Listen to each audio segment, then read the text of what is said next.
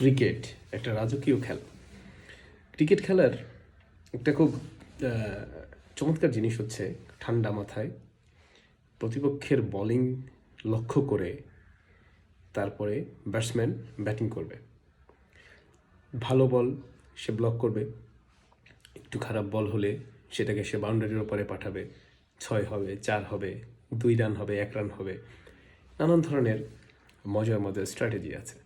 কিন্তু সাধারণত আমাদের দেশের মানুষ বা বেশিরভাগ অঞ্চলের মানুষরা বর্তমানে ক্রিকেটকে নিয়েছে এইভাবে যে ব্যাটসম্যান যত বেশি 6 মারতে পারবে, 4 মারতে পারবে, এটাকেই বেশি আনন্দের প্রতীক হিসেবে নেওয়া হয়েছে। মানে এটা একটা এক্সপার্টিজ, এটা একটা স্পেশাল কিছু। তো যেহেতু এখন একটা ডক্টর মোহাম্মদ ইউনুস আমাদের সবচেয়ে বড় ব্যাটসম্যান, এখন তিনি একের পর এক 6 মেরে যাচ্ছেন অসাধারণভাবে। তা এই 6গুলো মারার একটা ভয় আছে। ভয়টা হচ্ছে এরকম 6 আমাদের কিন্তু জিয়াউর রহমানও মারতে শুরু করেছিলেন।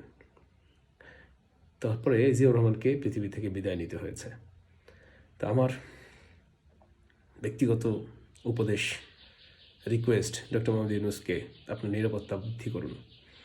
যদি আপনি আপনার নিরাপত্তা বৃদ্ধি করতে সক্ষম না হন, তাহলে সামনে বাংলাদেশের একটা মস্ত বড় বিপদ আসতে পারে। কেন যেন মনে হচ্ছে যে ডক্টর মোহাম্মদ ইউনুস যে ইন্ডিয়ার বিরুদ্ধে এত বেশি অ্যাগ্রেসিভ, এত বেশি অ্যাপ্রোপ্রিয়েট সিদ্ধান্তগুলো নিয়ে যাচ্ছেন, এগুলো তার জীবন নাশের কারণ হতে দাঁড়াতে পারে। ইন্ডিয়া অত্যন্ত নেস্টি পলিটিক্স খেলে। তাদের ডিপ্লোমেসি খুবই নিম্নমানের, কিন্তু তারা এই নিম্নমানের ডিপ্লোমেসিকে তাদের সংখ্যা দিয়ে, মানুষের সংখ্যা দিয়ে তারা পার পেয়ে যায়। আপনি দেখবেন বিশ্বের বেশিরভাগ দেশেই প্রবাসী যত মানুষ পাবেন খুঁজে, তারা বেশিরভাগই ইন্ডিয়া থেকে যাওয়া। যে কারণে ওইখানে গিয়ে তারা কিন্তু দীর্ঘদিন ধরে তারা ওইখানে বংশ বিস্তার করেছে, যার ফলে তাদের রাজনীতিতে, ওইখানকার রাজনীতিতে এই ইন্ডিয়ান বংশোদ্ভূতদের একটা প্রভাব থাকেই।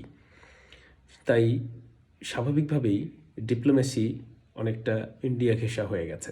এটা দোষের না, সবাই এটাই করে, মুসলিমদেরও এটাই করার কথা, মুসলিমরা এটা ভুলে গেছে। ইন্ডিয়া যেমন অখণ্ড ভারত চায়, আমরা মুসলিমরা ওয়ান উম্মাহ চাই। সো আমাদের এদিকেও ফোকাস রাখতে হবে, এদিকে আমাদের চিন্তা রাখতে হবে যে তারা যেভাবে এগিয়েছে এটা কিন্তু ভালো, এটা একটা শিক্ষামূলক বিষয়। তারা নষ্ট রাজনীতি করে, আমরা নষ্ট রাজনীতি না করলে আমাদেরটা ভালো হবে, তাদেরটা খারাপ। কিন্তু তারা যে কাজটা করেছে, যে প্রক্রিয়াটা নিয়েছে, সেটা একটা অ্যাপ্রোপ্রিয়েট প্রক্রিয়া। এখন এই মুহূর্তে আমাদের দেশের উচিত ডক্টর মোহাম্মদ ইউনুসের নিরাপত্তার দিকে ফোকাস থাকা, বাকি সব ঠিক আছে। আর বিএনপির রুহুল কবির রিজভীকে স্যালুট। আপনাকেই আমাদের দরকার। যদি রুহুল কবির রিজভী নেতা হয়, বিএনপির সাথে আছি।